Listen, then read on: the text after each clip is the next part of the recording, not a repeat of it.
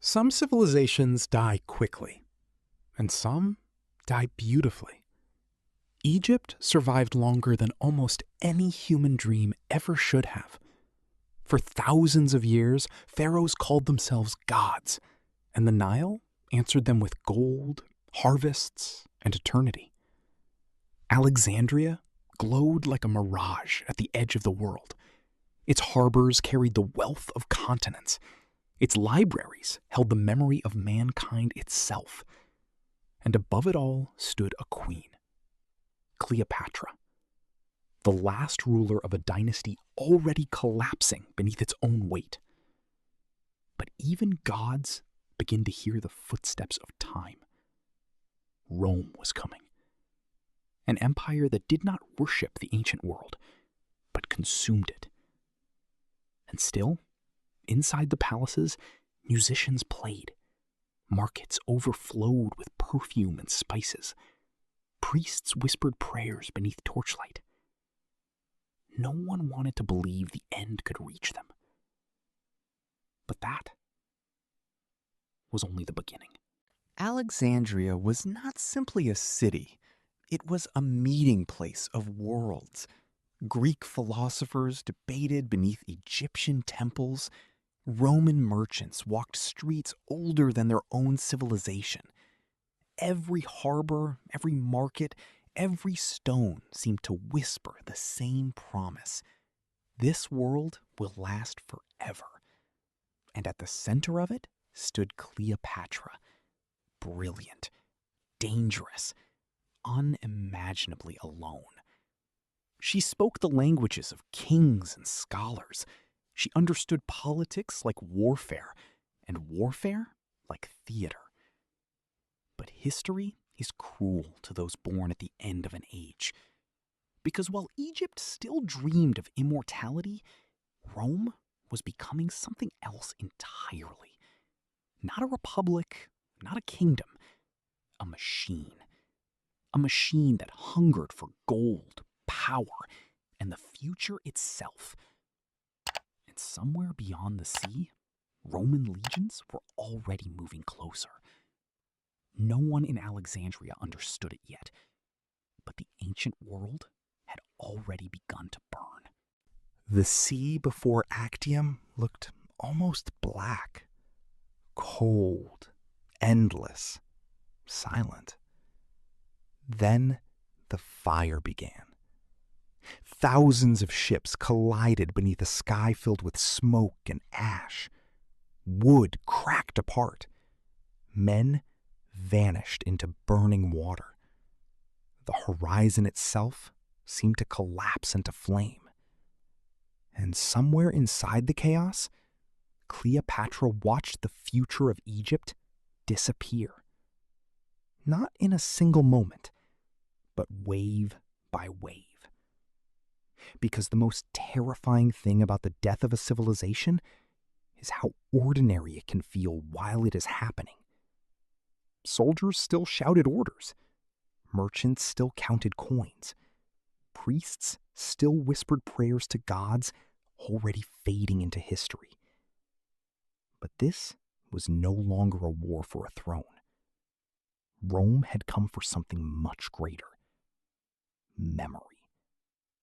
And when the battle finally ended, the silence felt heavier than the fire itself. Alexandria waited in fear. The temples still stood. The palaces still glittered in the sun. But everyone could feel it now. The world they had inherited from their ancestors was already slipping away. After the defeat at Actium, Alexandria did not collapse overnight. That is not how civilizations die. First, the fear arrives, quietly. In the markets, people lowered their voices when speaking about Rome. Ships disappeared from the harbors one by one. At night, the streets emptied earlier than before, as if the city itself no longer trusted the darkness. And still, Cleopatra refused to surrender to history.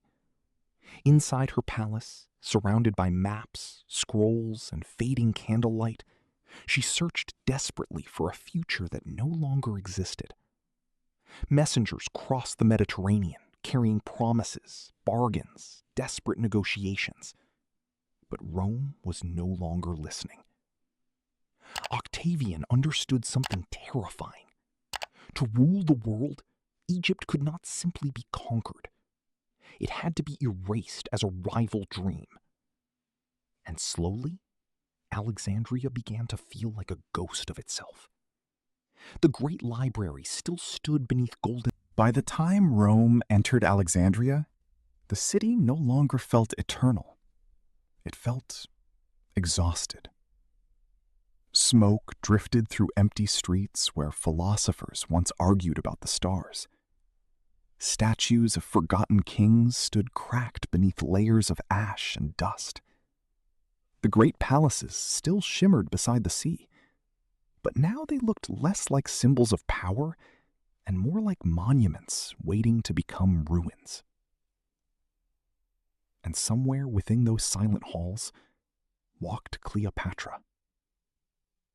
Not as the seductive queen history would later reduce her to, not as a legend, but as a human being, watching her entire civilization disappear around her.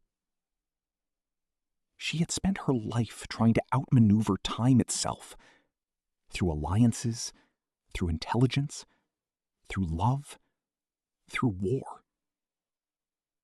But history moves like a tide, and eventually every empire discovers the same terrible truth. No civilization believes it can end, until the moment it does. Rome would survive for centuries after Egypt fell. Its armies would spread across continents. Its emperors would call themselves masters of the world. But even Rome would one day become ruins too. That is the curse hidden in. And then, at the very end, Alexandria became quiet.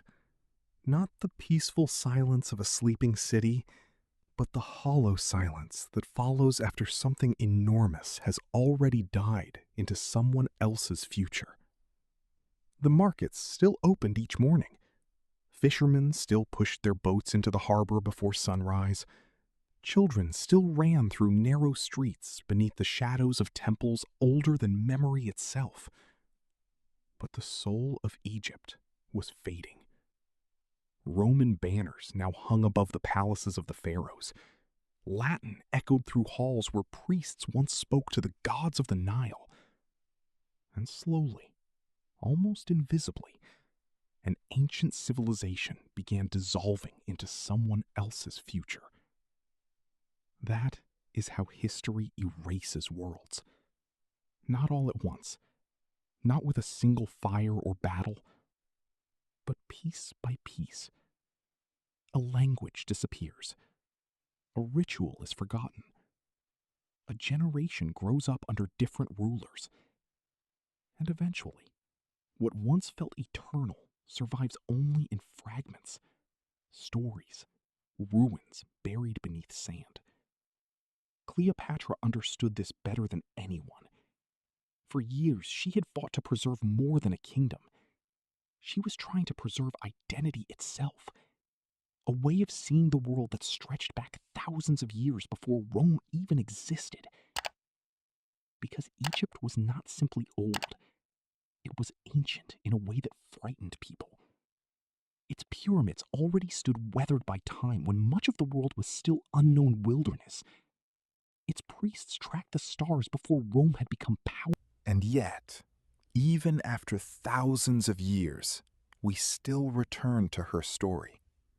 Not because Cleopatra was the most powerful ruler in history, not because Egypt possessed the largest army, and not because Alexandria was the richest city the world had ever seen. We remember them because their ending feels disturbingly familiar. There is something deeply human about watching a civilization stand at the height of its beauty while unknowingly approaching the edge of collapse. The final generation never realizes they are the final generation. They still build monuments, still celebrate victories, still believe tomorrow will arrive exactly as it always has. That is what makes the end so haunting.